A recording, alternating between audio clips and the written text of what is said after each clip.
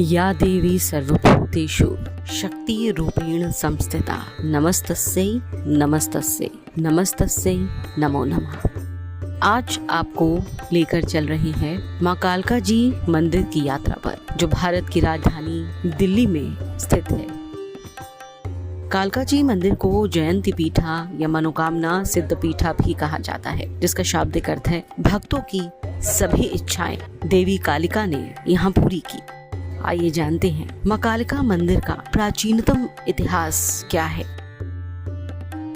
प्राचीन काल में जब असुरों ने पृथ्वी पर आतंक मचाया था, तब सभी देवता ब्रह्मा जी के पास गए, अपनी समस्या का निवारण लेके प्रार्थना की उनसे कि हमें असुरों के आतंक से बचाइए। ब्रह्मा जी ने माँ पार्वती के पास भेजा। उन्होंने कहा कि आपके निवारण माँ पार्वती ही करेंगी। पार्वती से प्रार्थना करने के बाद देवताओं ने जब प्रार्थना करी तो माँ पार्वती ने कौशिकी देवी को प्रकट किया। वे कई हजार साल तक असुरों से युद्ध करती रहीं, परंतु रक्तबीजासुर का वध नहीं कर सकीं, क्योंकि सभी जानते हैं कि रक्तबीज को वरदान था कि उसकी एक एक बूंद से उसके जैसा बलशाली राक्षस पैदा हो जाता था।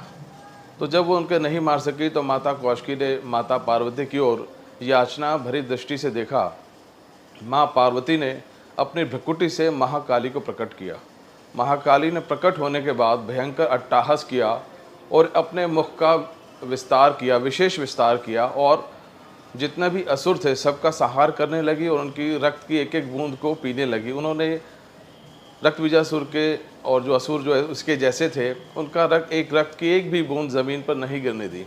इसी तरह सभी असुरों का संहार करके माँ शांत रूप में आई। जब सभी देवताओं ने प्रार्थना करी शांत होने के लिए, भगवान शंकर उनके चरणों में लेटे शांत करने के लिए। तो शांत होने के बाद माँ भगवती ने स्वयं को पिंडी रूप में यहाँ पर स्थित किया और अपना निवास स्थान बनाया। कालांतर से यहाँ पर प्रार्थना पूजा आती होती रही है। भगवान श्री कृष्ण ने भी पांडवों से यहाँ पूजा कराई थी।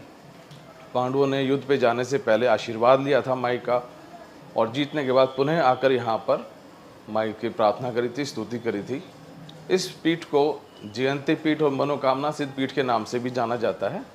यह अरावली पर्वत की एक श्रृंखला सूर्यकूट पर्वत पर स्थित है।